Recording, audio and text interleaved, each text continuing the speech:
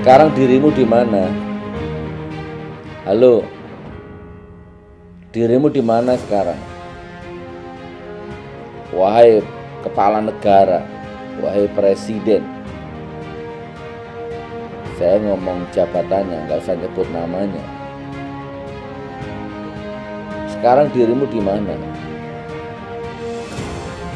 Halo, sekarang dirimu di mana? Itu di demo.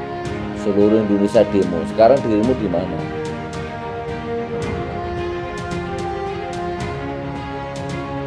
Di Kabupaten Pulang Pisau yang kita ingin memastikan dimulainya food estate untuk yang semuanya nanti di sini 168.000 akan ditanami padi. Kami sebagai mahasiswa, sebagai representasi masyarakat Indonesia, untuk kemudian menyatakan sikap agar kemudian menolak undang-undang Omnibus Law yang kemudian disahkan oleh Dewan.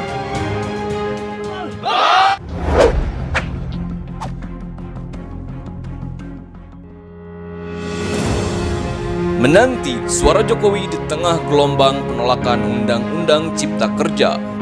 Presiden Joko Widodo belum buka suara terkait pengesahan Undang-Undang Cipta Kerja oleh DPR RI sejak Senin 5 Oktober 2020. Padahal, eskalasi penolakan terhadap undang-undang sepejagat itu semakin tinggi. Tidak hanya di seputar Istana Kepresidenan dan Gedung DPR atau MPR RI, aksi unjuk rasa menolak Undang-Undang Cipta Kerja juga digelar di sejumlah kota besar di Indonesia. Bahkan, hingga unjuk rasa elemen buruh dan mahasiswa di dekat Istana Kepresidenan yang digelar pada Kamis 8 Oktober 2020 berubah menjadi anarkistis. Kepala negara masih saja bungkam. Publik jadi tidak mengetahui pasti bagaimana sikap kepala negara yang merupakan pengusul undang-undang itu. Sempat panggil bos buruh. Pada hari disahkannya Undang-Undang Cipta Kerja pada Senin lalu, Presiden Jokowi sempat memanggil dua pimpinan serikat buruh ke Istana Kepresidenan. Keduanya yakni Presiden Konfederasi Serikat Pekerja Indonesia Said Iqbal dan Presiden Konfederasi Serikat Pekerja Seluruh Indonesia Andi Gani Ninawea. Dua pentolan serikat buruh itu tiba di istana sekitar pukul 13.45 waktu Indonesia Barat. Namun, tak ada keterangan yang diberikan Presiden Jokowi usai pertemuan tersebut. Dua bos buruh juga langsung meninggalkan istana tanpa memberi keterangan kepada awak media yang menunggu. Tak lama setelah pertemuan tersebut, wakil rakyat di DPR memulai rapat paripurna. Hasilnya, RUU yang ditolak para buruh dan pekerja itu disahkan menjadi undang-undang. Selain buruh, mahasiswa juga turut ambil bagian dalam aksi unjuk rasa ini. Demonstran menuntut Presiden Jokowi mencabut Undang-Undang Cipta Kerja melalui peraturan pemerintah pengganti undang-undang atau Perpu. Bentrok dengan aparat kepolisian tak terhindarkan di sejumlah daerah. Namun, selama 3 hari berturut-turut, Presiden Jokowi belum buka suara. Pada Selasa, 6 Oktober 2020, Presiden mengikuti rapat terbatas membahas korporasi petani dan nelayan dalam mewujudkan transformasi ekonomi di Istana Bogor.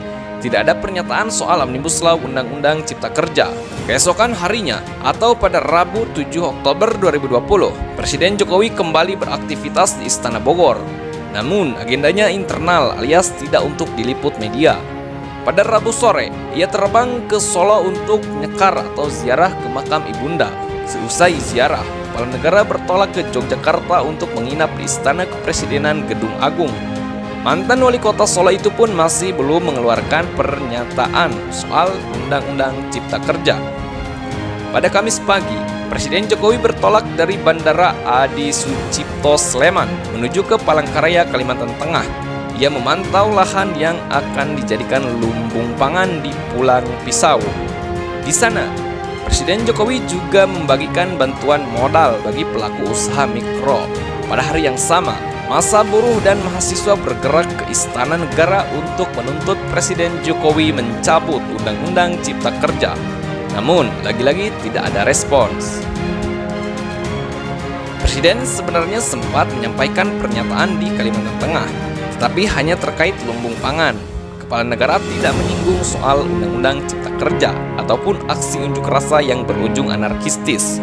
Sementara itu, Wakil Ketua Konfederasi Persatuan Buruh Indonesia, Jumisih, menyayangkan kunjungan kerja Presiden Jokowi ke Kalimantan Tengah pada saat buruh menggelar unjuk rasa menolak Undang-Undang Cipta Kerja di Istana. Jumisih menuding Presiden Jokowi menghindar dari buruh. Presiden itu menghindar, enggak gentle ya, harusnya hadapi kami dong yang ingin ketemu, ujar Jumisih kepada Kompas.com Kamis 8 Oktober 2020. Jumisih mengatakan, pada momen inilah semestinya Presiden Jokowi mendengar aspirasi masyarakat.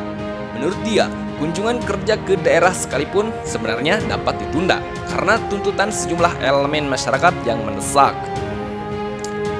Katanya presiden dari rakyat, katanya mau mendengarkan aspirasi rakyat, katanya jadi presiden untuk rakyat.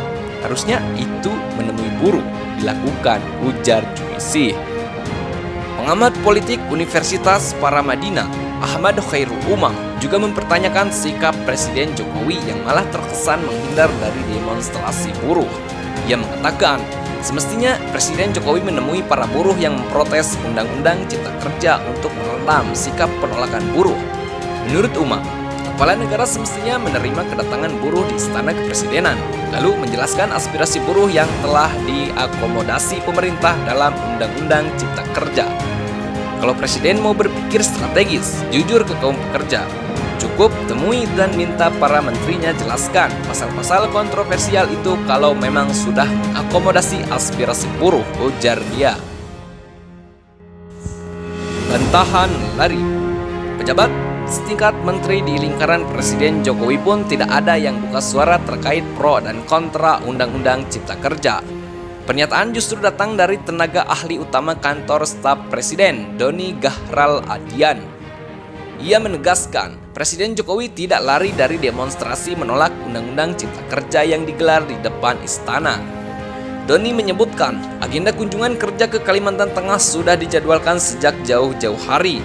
Oleh karena itu, Jokowi tetap terbang ke Kalimantan Tengah meski kantornya dikepung demonstran.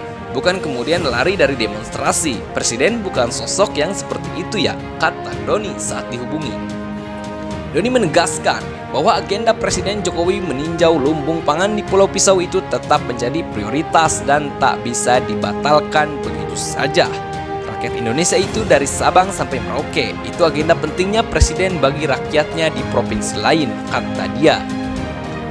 Sementara saat ditanya apakah Presiden Jokowi akan menemui demonstran apabila ada aksi unjuk rasa lanjutan pada hari-hari selanjutnya, Doni enggan memberi jawaban pasti. Kita lihat saja nanti bagaimana karena kan belum terjadi, kata dia. Adapun terkait tuntutan demonstran agar Presiden Jokowi menerbitkan Perpu untuk mencabut Undang-Undang Cipta Kerja, Doni menyebut hal itu belum menjadi pertimbangan pemerintah. Hingga saat ini belum ada pertimbangan untuk itu. Itu baru suara dari kelompok masyarakat, tapi dari pemerintah belum ada, tegasnya.